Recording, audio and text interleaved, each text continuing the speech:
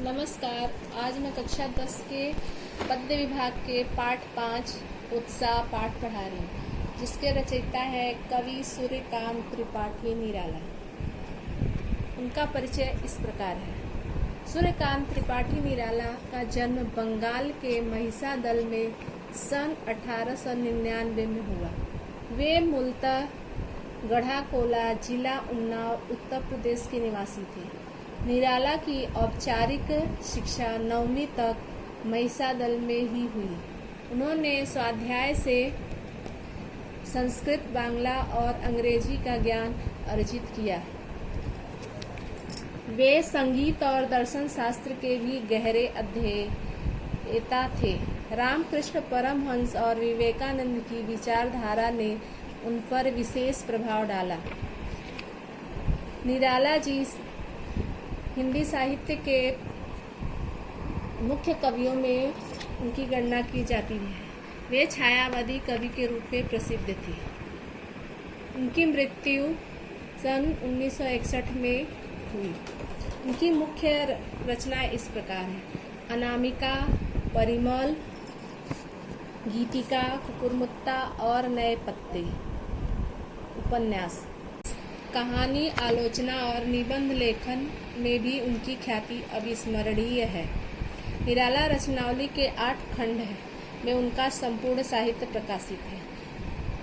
अब मैं इनके द्वारा रचित उत्साह पाठ पढ़ाऊंगी। उत्साह तथा क्रांति के प्रतीक बादल को संबोधित करते हुए उनका आह्वान कर रहे हैं। बादल गरजो, घेर घेर घोर गगन धारा धरो। यहाँ पर बादल को संबोधित करते हुए कवि कह रहे हैं कि बादल तुम गरजो, पूरे आसमान में घेर घेर के पूरे आसमान में छा जाओ और धरा को धारण करने वाले, बादल को कह रहे हैं कि तुम धरा को धारण करने, धारा यानी बूंदों की धारा को धारण करने वाले। ललित ललित काले घुघराले, बाल कल्पना कैसे पाले।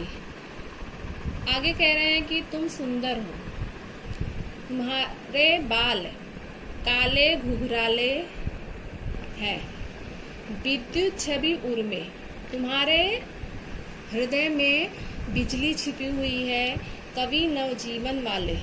और वह बादलों को, लोगों को नया जीवन प्रदान करने वाले कहकर संबोधित कर रहे हैं। वज्र छिपा नूतन कविता। और आगे कह रहे हैं कि तुम्हारे हृदय में वज्र के समान अपार शक्ति छिपी हुई है और तुम संसार को नई कविता प्रदान करने वाले हो। अर्थात बादल के बरसने से पूरे संसार में नवीनता आ जाती है। फिर भर दो बादल गरजो।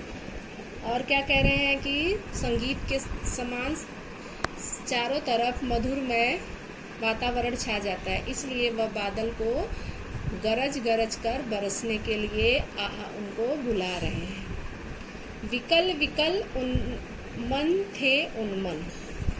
और जब गर्मी बहुत बढ़ जाती है तो संसार जो है व्याकुल हो जाता है, अनमना सा रहता है, उसे कुछ भी अच्छा नहीं लगता। ऐसे वातावरण में विश्व के निदान के सकल जन, और यह संसार पूरे सन्नाटा छाया होता है, किसी को कुछ भी सूझता नहीं है, सभी व्याकुल सिर्फ बादल के बरसने की राह देखते हैं।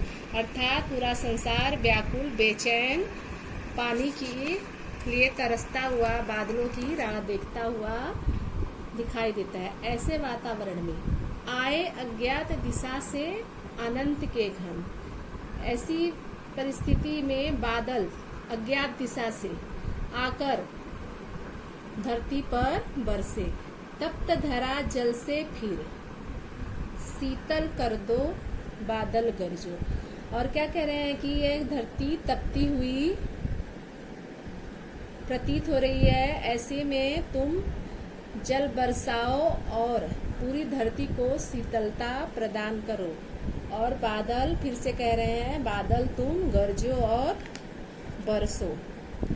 जन, सामान्य को सुख तथा नव परिवर्तन का अनुभव कराओ, इसलिए बादल गरजो। यह कवि पूरे संसार में उत्साह भरने के लिए बादल का आह्वान कर रहे हैं। धन्यवाद।